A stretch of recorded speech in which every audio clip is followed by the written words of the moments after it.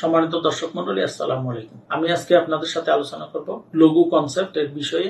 আসলে আমরা যারা fiverr.com এ কাজ করি তারা গিগের মধ্যে সুনির্দিষ্ট সংখ্যার কনসেপ্টের বিষয়ে উল্লেখ করে থাকেন। কনসেপ্ট হচ্ছে আসলে এমন একটা বিষয়, এটা হচ্ছে আসলে একজন ডিজাইনারের ইনোভেশন, ক্রিয়েটিভিটি, ইউনিক একটা আইডিয়া। একজন ফ্রিল্যান্সার, একজন ডিজাইনারের ক্রিয়েটিভিটি এবং ইনোভেশনটা প্রতিফলিত হয় তার কনসেপ্টের উপর। সেই কনসেপ্ট যদি ক্লায়েন্ট পছন্দ করে ফেলে তাহলে আপনার সেখানে সফলতা। আমার আইডিয়া আমার কাছে, আপনার আইডিয়া আপনার কাছে। আপনি যত কম সংখ্যক কনসেপ্ট দিয়ে ক্লায়েন্টকে সন্তুষ্ট করতে পারবেন ততই আপনার সফলতা। আপনি দেখা গেল যে 10টা কনসেপ্ট একজন ক্লায়েন্টকে আপনি শো করলেন, ক্লায়েন্ট একটাও পছন্দ করলেন না, সেক্ষেত্রে আপনার এটাকে ব্যর্থতা বলতে হবে। কারণ হচ্ছে ক্লায়েন্টের মন আপনি বুঝতে পারতেছেন না, ক্লায়েন্টের রিকোয়ারমেন্ট আপনি বুঝতে পারতেছেন না। তো সেই খুঁটিনাটি বিষয়গুলো কিভাবে আপনি উঠে একটা ফ্রুটফুল, একটা ক্রিয়েটিভ, ইউনিক একটা কনসেপ্ট আপনি গ্রো করবেন, সেই বিস্তারিত বিষয়ে আমি এই ভিডিওটা আলোচনা করব। আশা করি আপনারা পুরো ভিডিওটা দেখবেন। লঘু কনসেপ্ট বা লঘু রিভিশনের বিষয়ে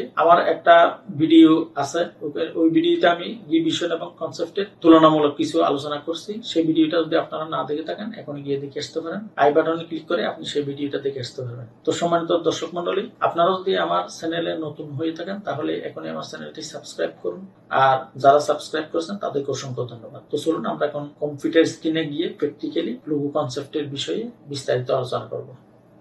তো সম্মানিত দর্শক মন্ডলী, আমি আমার এই ভিডিওটাকে 3টা অংশে ভাগ করব। প্রথম ভাগে আমি আলোচনা করব একটা প্রজেক্ট আপনি শুরু করার সাথে সাথে কিছু রিকোয়ারমেন্ট প্রয়োজন আছে সে বিষয়ে আলোচনা করব।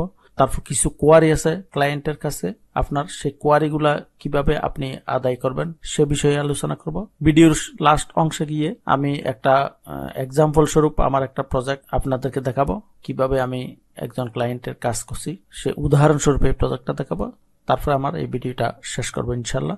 আশা করি আপনারা পুরো ভিডিওটা দেখবেন। তো আসলে একটা লঘু কনসেপ্ট আপনার গ্রো করার জন্য প্রথমে যে রিকোয়ারমেন্ট গুলা আপনার প্রয়োজন, সেই রিকোয়ারমেন্ট গুলা হচ্ছে, 1 নম্বরে হচ্ছে লঘু নেম, তারপর লঘুর মধ্যে কোনো ট্যাগলাইন হবে কিনা।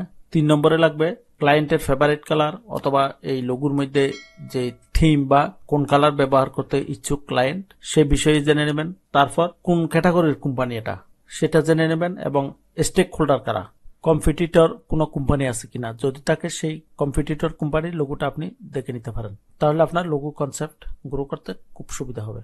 অনেক সময় ক্লায়েন্টের নিজস্ব একটা ইমাজিনেশন থাকে, অর্থাৎ একটা কল্পনা থাকে, আমার লোগোটা এরকম হবে, একটা গোল লোগো হবে, অথবা একটা স্কোয়ার লোগো হবে, অথবা আমার একটা ইনিশিয়াল লোগো হবে, আমার লোগো ট্যাক্সের ইনিশিয়াল অক্ষরগুলোকে এইভাবে করে এইভাবে করবেন। অর্থাৎ এটা নিজের মনের মতো করে একটা কল্পনার একটা ডিজাইন সে ডেসক্রিপশনের মাধ্যমে আপনাকে জানাতে পারে। আপনি সেটা ভালোভাবে বুঝে নেবেন, তাহলেও আপনার কনসেপ্ট গ্রো করতে সুবিধা হবে।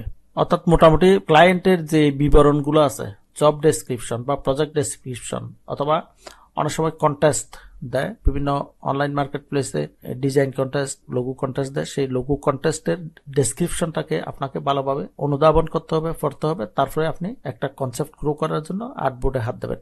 এরপরে আপনি ক্লায়েন্টের কাছ থেকে জেনে নেবেন বা স্যাম্পল আপনি গ্রহণ করতে পারেন উনি কোন টাইপের লোগো আছে। অনেক সময় অনেক ক্লায়েন্ট লোগোর টাইপ বুঝে না। যদি ক্লায়েন্ট আপনাকে লোগো নেম এবং কালার ছাড়া, অর্থাৎ বেসিক রিকোয়ারমেন্ট গুলো ছাড়া কোনো কনসেপ্টের বিষয়ে কোনো ধারণা দিতে সক্ষম না হন, সেক্ষেত্রে যদি আপনার লিমিটেড কনসেপ্ট ওনাকে সাবমিট করতে হয়, মনে করেন আপনি ফাইবারে কাজ করতেছেন, এখানে আপনি কনসেপ্ট বলছেন 3টা দেবেন, সেক্ষেত্রে আপনি 3টা দিয়ে যদি উনি সন্তুষ্ট না হয় তাহলে তো সমস্যা হবে। সেক্ষেত্রে আপনি ক্লায়েন্টকে দরকার হলে আপনি উল্টা কাজ শুরু করার আগেই আপনি গুগলে সার্চ করে লোগো টাইপে দেখেন, এখানে অনেক ধরনের লোগো আছে, letter mark logo, pictorial logo, watermark logo, combination mark logo. এই লোগো গুলার থেকে অথবা আপনার গিগ থেকে সুনির্দিষ্ট আপনি কিছু লোগো ডিজাইন ওনাকে ইনবক্সে সেন্ড করতে পারেন, তাহলে সে ধারণা দিতে পারবে আপনাকে কোন টাইপের লোগো আছে। কারণ অনেক ক্লায়েন্ট আছে তারা আমাদের যে কনসেপ্ট গ্রো করার বা কনসেপ্ট ক্রিয়েট করার যে একটা বেসিক রিকোয়ারমেন্ট আছে সেই বিষয়ে অনেক সময় ধারণা থাকে না। সেক্ষেত্রে আপনি গুগলে সার্চ করে কিছু ডিজাইন ওনাকে আপনি দেখাইতে পারেন, তখন ক্লায়েন্ট হয়তো কোন একটা ডিজাইন পছন্দ করলো, ওই টাইপের ডিজাইন আপনি কনসেপ্টের মধ্যে আনবেন এবং সেভাবে ডিজাইন ক্রিয়েট করবেন। লোগো কি, লোগো প্রকারভেদ, এই বিষয়ে আমার একটা ভিডিও অলরেডি আমার চ্যানেলের মধ্যে আছে, আপনারা ইচ্ছা করলে সেই ভিডিওটা আই বাটনে ক্লিক করে দেখে আসতে পারেন, তাহলে আপনারা লোগোর প্রকারভেদ সম্পর্কে মোটামুটি ধারণা পাবেন আশা করি। তো সম্মানিত দর্শক মন্ডলী, আমি এখন ভিডিওর মোটামুটি শেষ পর্যায়ে চলে আসছি। এই অংশে আমি আপনাদেরকে দেখাবো উদাহরণস্বরূপ আমার একটা সম্পন্ন হওয়া প্রজেক্ট, যেখানে আমি একজন ক্লায়েন্টকে খুব সুন্দরভাবে একদম অল্প সময়ের ভিতরে এই প্রজেক্টটা আমি সম্পন্ন করছিলাম। দেখেন এখানে ফল স্ট্যানফোর্ড কে, উনি হচ্ছে আমার ক্লায়েন্ট। উনি আমাকে একটা প্রজেক্ট ক্রিয়েট করছে আমার নামে। ওনার সাথে আসলে আমার পূর্ব কোনো পরিচিত ছিল না, আগে ওনার কোনো কাজ করি নাই কোনো সময়। হঠাৎ করে উনি আমাকে একটা প্রজেক্ট ক্রিয়েট করলো। তো প্রজেক্ট ক্রিয়েট করে উনি আমাকে লিখছে, hi Mohammad, I noticed your profile and would like to offer you my project, we can discuss any details over set. অর্থাৎ সেটের মাধ্যমে বিস্তারিত আলোচনা হবে। তো আমি সাথে সাথে প্রজেক্টটা অ্যাকসেপ্ট করছি। অ্যাকসেপ্ট করে আমি প্রথমে ওনাকে প্রশ্ন করছি, please say two me your project details. অর্থাৎ উনি প্রথমে কিন্তু প্রজেক্টের কোনো ডেসক্রিপশন আমাকে ইনবক্সে সেন্ড করেনি। তাহলে আমি প্রথমে ওনাকে বললাম, দয়া করে আপনি আপনার প্রজেক্টের বিস্তারিত বলুন। তো উনি এটা না করে আমাকে একদম প্রজেক্ট ক্রিয়েট করার সাথে সাথে আমাকে এই 10 জিবিপি গ্রেট ব্রিটেন পাউন্ড উনি আমাকে রিলিজ করে দিছে কাজ শুরু হওয়ার পূর্বেই। অনেক সময় অনেক ক্লায়েন্ট সেটা কিন্তু করে না, কিন্তু উনি সেটা করছিল। তো আমি এটা করার পর আবার ওনাকে বললাম, please explain to me your project detail, I mean what can I help you, অর্থাৎ আপনাকে আমি কিভাবে সহযোগিতা করতে পারি। তো উনি আমাকে বলল, hello, I need a logo. তো আমি বললাম, দেন লোগো নেম প্লিজ। প্রথমে ওনাকে জিজ্ঞাসা করছি আমি লোগোর নাম কি, স্ট্যানফোর্ড গ্লোবাল লিমিটেড। তারপর আমি বললাম, what type of business this company, অর্থাৎ ওনার ক্যাটাগরিটা আমি জিজ্ঞাসা করলাম। এখন এই যে আমি আপনাদেরকে ভিডিওর প্রথমাংশে যে রিকোয়ারমেন্ট গুলো বললাম, এখানে দেখেন আমার এই প্রজেক্টে প্র্যাকটিক্যালি আপনাদেরকে আমি দেখাচ্ছি, এই ক্লায়েন্টকে আমি সেভাবে প্রশ্নটা করতেছি। উনি যখন বললো স্ট্যানফোর্ড গ্লোবাল লিমিটেড, অর্থাৎ লোগো নেম জানার পর দ্বিতীয় প্রশ্ন ছিল আমার এটা কোন টাইপের বিজনেস। তখন উনি বললো অ্যাসেট ফিন্যান্স অ্যান্ড ডেপ্ট কালেকশন। তারপর এবার আমি ওনাকে জিজ্ঞেস করলাম, do you like a logo with an icon or only letter mark logo. অর্থাৎ ওনাকে আমি জিজ্ঞাসা করলাম এটা কি আইকন বেস কোনো লোগো হবে অথবা কোন লেটার মার্ক লোগো। কারণ আমি কাজ শুরু করবো আন্দাজি, কাজ শুরু করতে লাভ নেই।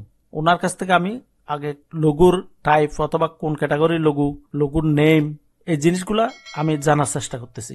আমি 3 ধরনের কথা বলছি এখানে। একটা বলছি আইকন বেস লোগো নাকি লেটার মার্ক লোগো।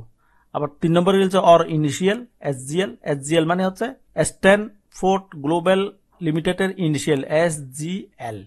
একটা হচ্ছে আইকন বেস জিজ্ঞাসা করলাম, তারপর বললাম লেটার মার্ক কিনা, তারপর বললাম এসজিএল কিনা। উনি আমাকে জবাব দিল, I do not know the difference. আসলে লোগোর টাইপ সম্পর্কে ওনার কোনো ধারণা নেই। তো এখন আমি কি করবো, okay I start working on it, I will show you. কয়েকটা কনসেপ্ট ওনাকে শো করার চিন্তা ভাবনা করছি আমি। তখন উনি বললো ওকে। তারপর আবার আমি আর একটা প্রশ্ন করলাম, ইউর ফেভারিট কালার প্লিজ। তখন উনি বললো ব্রাইট। তো ব্রাইট বলতে সেটা কি কালার সেটা তো আমি বুঝিনি। তখন আমি আমার প্রশ্ন করলাম, I mean blue, orange, green or red. অর্থাৎ আপনি ব্লু, অরেঞ্জ, গ্রিন, রেড এটার মধ্যে কোনটা পছন্দ করেন। তখন উনি বলল রেড। দেখেন এইভাবে যে কনভারসেশন করতেছি, আপনারাও সেটা কোনো একটা প্রজেক্ট আপনাকে যখন হায়ার করবে অথবা প্রজেক্ট অ্যাওয়ার্ড করবে তখন আপনি ক্লায়েন্টকে এইভাবে প্রশ্নগুলো করতে পারেন। 4টা কালার বলার পর উনি ওখান থেকে রেড পছন্দ করলো। প্রথমে বলছে ব্রাইট, কারণ ব্রাইট মানে এটা কোন কালারের ব্রাইট সেটা তো উনি ক্লিয়ার করে নাই। তখন আমি পাল্টা প্রশ্ন করেছি ওনাকে, blue, orange, green or red, অর্থাৎ 4টা কালারের নাম বলছি আমি ওনাকে। তখন উনি ওখান থেকে রেড সিলেক্ট করলো। তাহলে আমার এটা মোটামুটি আমার রিকোয়ারমেন্ট গুলো আস্তে আস্তে এসে যাচ্ছে, নাম এসে গেছে, ক্যাটাগরি এসে গেছে এবং কালার এসে গেছে। এবার আমি কাজ শুরু করব। তো কাজ শুরু করবো আমি এবার চিন্তা করছি, যেহেতু উনি কোন টাইপের ডিজাইন চাচ্ছে সেটা জানে না, কোন টাইপের লোগো চাচ্ছে, সেক্ষেত্রে আমি চিন্তা করছি ওনাকে 2-3টা কনসেপ্ট দেখাবো। তো ওনাকে আমি প্রথম কনসেপ্ট দেখাইলাম এটা। এই দেখেন আমি একটু ক্লিক করে দেখাই। প্রথম কনসেপ্ট ছিল এসজিএল, অর্থাৎ এস দিয়ে স্ট্যানফোর্ড, জি দিয়ে গ্লোবাল, এল দিয়ে লিমিটেড, সংক্ষেপে এসজিএল। এটা হচ্ছে ইনিশিয়াল লোগো। তারপর ওনাকে আমি বললাম, please look it and give feedback, if it not like I will try another concept. অর্থাৎ ওনাকে আমি বললাম যদি এটা আপনি দেখেন যদি পছন্দ না হয় আমি অন্য ধরনের কনসেপ্ট আপনাকে দেখাবো। আচ্ছা, তারপর এটা দেখালাম। দেখানোর পরে আরেকটা দ্বিতীয় কনসেপ্ট দেখাইলাম। এটা যেহেতু গ্লোবাল আছে সেজন্য একটা গ্লোব দিছি, মাঝখান দিয়ে স্ট্যানফোর্ড গ্লোবাল লিমিটেড, একদম সিম্পল আমি এটা দেখাইছি। এরপর উনি আমাকে অ্যান্সার করলো। পরবর্তীতে একটা মেসেজ দিল, the concept is okay, I want the nature of the business to appear below the name. অর্থাৎ উনি বলতেছে আপনার কনসেপ্ট ঠিক আছে, এখন আমি নিচে একটা ট্যাগলাইন দিতে চাচ্ছি, business appear below the name. Below মানে নিচে। এই ভাষাগুলো কিন্তু আপনাকে বুঝতে হবে উনি কি বুঝাইতে চাচ্ছে। আমি এখন ওনাকে পাল্টা প্রশ্ন করলাম, do you accept SGL concept. অর্থাৎ এখানে 2টা কনসেপ্ট, কিন্তু কোনটা উনি পছন্দ করে সেটা তো আমাকে উনি বললো না। উনি বলতেছে পরে একটা ট্যাগলাইন দিতে হবে।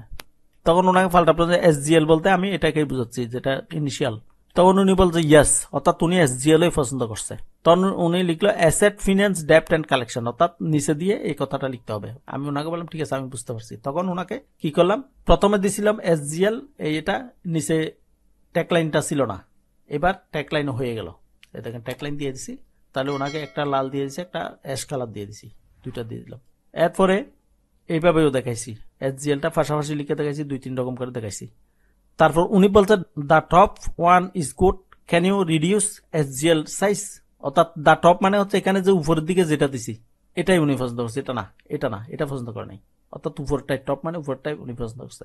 তারপর উনি আরেক বললো এটা কি রিডিউস এসজিএল সাইজ, অর্থাৎ এটাকে যে এসজিএল সাইজটা যে এখানে হয়তো একটু ওনার বড় মনে হচ্ছে, এটাকে আরো ছোট করা যাবে। তো এটা তো সহজ, আমি এটা ছোট করে দিলাম। ওকে ফাইন, অর্থাৎ ওনাকে দেখাইলাম, এটা ছোট করে দেখাইলাম, উনি এটা পছন্দ করছে। এখন কি এটাই ফাইনাল হয়ে যাবে? উনি বলছে yes, okay proceed for final file hand over. এবার আমি আপনাকে হ্যান্ড ওভার করার জন্য পরবর্তী কাজ, তো উনি বললো ইয়েস। তারপরে ওনাকে ফাইনাল ফাইলটা দিয়েই একটা রিভিউ নিয়ে ওনার কাজটা আমি সম্পন্ন করছি সুন্দরভাবে। তো সম্মানিত দর্শক মন্ডলী, আশা করি আপনারা আমার এই ভিডিওটার শেষ পর্যায়ে এসে, অর্থাৎ বিশেষ করে এই প্রজেক্টের যে এক্সাম্পলটা দিলাম, সেই প্রজেক্টের এক্সাম্পল থেকে আপনারা আশা করি প্র্যাকটিক্যাল অভিজ্ঞতা পাইছেন। এবং আমার এই ভিডিওটা দেখে যদি আপনি মনে করেন উপকৃত হয়েছেন, তাহলে অবশ্যই আমার ভিডিওটা নিচে একটা লাইক দেবেন। আর যদি এখনো আমার চ্যানেলটা সাবস্ক্রাইব না করে থাকেন, এখনই আমার চ্যানেলটি সাবস্ক্রাইব করুন। পরবর্তী ভিডিও দেখার আমন্ত্রণ জানিয়ে আজকে পর্যন্ত, আসসালামু আলাইকুম।